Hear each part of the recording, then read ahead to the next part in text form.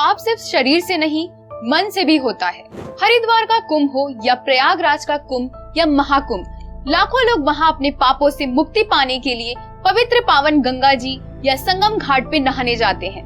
लोगों को लगता है कि किया गया सारा पाप उनके शरीर में ही चिपका हुआ था, वो गंगा जी में स्नान करने से धुल गया और पुण्य की प्राप्ति हो गई। लेकिन जो सच्चे और साफ मन से वहां जाते हैं उन्हें पुण्य जरूर मिलता है, लेकिन पाप असल में है क्या, इस बात को समझ पाना इतना भी आसान नहीं है। दरअसल पाप ईश्वर और इंसान के बीच की दीवार है। पाप अच्छाई का दुश्मन और बुराई का दोस्त है। किसी व्यक्ति के मन में अगर पाप भरा हो तो वो ईश्वर का प्रिय कभी नहीं हो सकता। तन को लाख रगड़ कर धो ले, लेकिन अगर मन मैला ही रह गया तो ईश्वर की कृपा कैसे बरसेगी, क्योंकि पाप सिर्फ शरीर से नहीं मन से भी होता है। इसलिए तो किसी पराई स्त्री को छूने से भी बड़ा पाप होता है।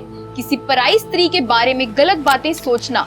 इस बात को पूरी तरह समझने के लिए हमारे साथ वीडियो के लास्ट तक बने रहें। पाप मन से कैसे होता है, इस बात को बेहतर तरीके से समझने के लिए आइए हम सुनते हैं महात्मा बुद्ध और उनके 2 शिष्यों की कहानी। कहानी में महात्मा बुद्ध ने बेहद सरल तरीके से पाप और पुण्य की बात को समझाया है।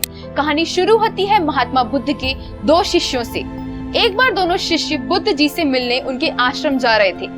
सफर लंबा था, चलते चलते उन्हें प्यास लगी। आगे देखा तो एक नदी थी। पानी पीने के लिए दोनों शिष्य नदी की तरफ चल दिए। वहाँ उन्होंने देखा कि उस नदी में एक स्त्री डूब रही थी और मदद के लिए पुकार रही थी।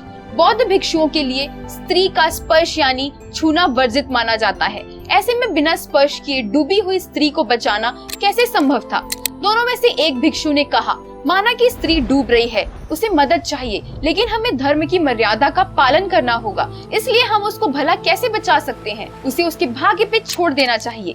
दूसरा भिक्षु बेहद दयालु स्वभाव का था।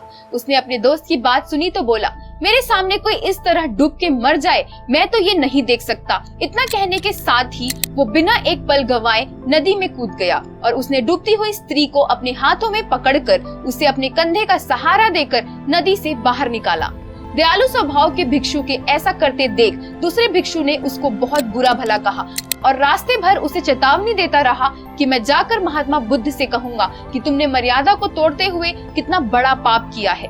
दयालु भिक्षु चुपचाप अपने मित्र की बातें सुनता रहा। बातों बातों में ही रास्ता खत्म हुआ और दोनों भिक्षु आश्रम पहुंच गए। महात्मा बुद्ध जी के सामने पहुंचते ही प्रणाम करने के बाद दूसरे भिक्षु ने बिना रुके एक ही सांस में नदी किनारे की पूरी घटना सुना दी। शिष्य ने कहा, महात्मा जी, मैंने इसको बहुत रोका लेकिन ये माना नहीं। इसने जानबूझकर अपनी मर्यादा पार करके इतना बड़ा पाप किया। उस पाप से मुक्ति इसे शायद ही इस जन्म में मिल पाएगी। बुद्ध जी ने भिक्षु की पूरी बात को बड़े ध्यान से सुना और उससे पूछा कि इस भिक्षु को उस स्त्री को कंधे के सहारे नदी से बाहर लाने में कितना समय लगा होगा। दूसरे भिक्षु ने जवाब दिया, कम से कम 15 मिनट तो लग ही गए होंगे। बुद्ध ने फिर पूछा कि फिर वहाँ से आश्रम तक आने में कितना समय लगा होगा। दूसरे भिक्षु ने मन ही मन हिसाब लगाते हुए कहा, यही कोई 5 घंटे।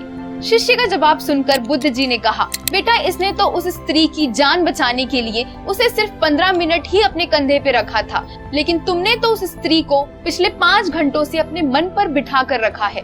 दोनों के प्रति अपनी सोच को तुम यहाँ तक अपने सिर पे लाद के लाए हो, वो भी सिर्फ इसलिए कि तुम इसकी शिकायत कर सको। बुद्ध जी ने उस भिक्षु से कहा कि अब तुम मेरे एक प्रश्न का जवाब दो कि तुम दोनों में बड़ा पापी कौन हुआ, वो जिसने की जान बचाने के लिए अपने धर्म की परवाह नहीं की, या तुम जिसने सिर्फ शिकायत करने के लिए अपने मन में घंटों तक पराई स्त्री को जगह दी। महात्मा बुद्ध की बातें सुनकर बेचारा भिक्षु निरुत्तर हो गया।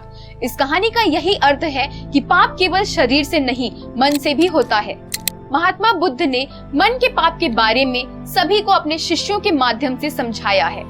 धर्म के विरुद्ध किया गया कोई भी काम अधर्म यानी पाप कहलाता है, लेकिन वो काम अगर किसी की भलाई के लिए किया गया हो तो अधर्म नहीं पुण्य कहा जाएगा।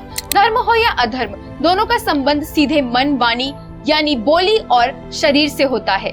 इन तीनों पे अगर ध्यान ना रखा जाए तो जाने अनजाने में कितने तरह के पाप हमसे हो जाते हैं। इन्हीं किए गए पाप कर्मों के कारण ही बुद्धि और विचार भी दूषित हो जाते हैं। इंसान इसी वजह से बार बार गलत काम करता है और इन्हीं बातों के कारण ही लाइफ में तरह तरह की प्रॉब्लम्स फेस करता है। आपने देखा होगा कई बार लोग दूसरों की प्रॉपर्टी या धन धोखे से अपने नाम कर लेते हैं, ये भी पाप है। क्योंकि हर इंसान को अपनी मेहनत और ईमानदारी से पैसे कमाना चाहिए और आपको जितना ईश्वर से मिला है उसी में संतोष करना चाहिए।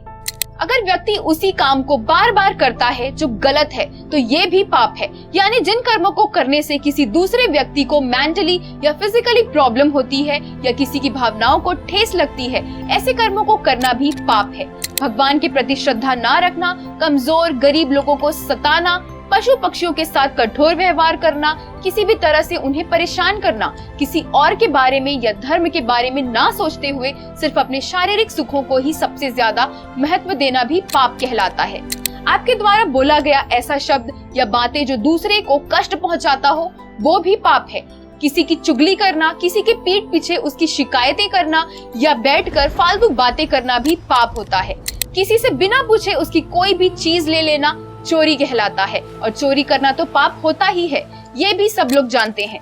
किसी पराई स्त्री के साथ जबरदस्ती करना, उसे शारीरिक या मानसिक रूप से परेशान करना भी एक बड़ा पाप होता है।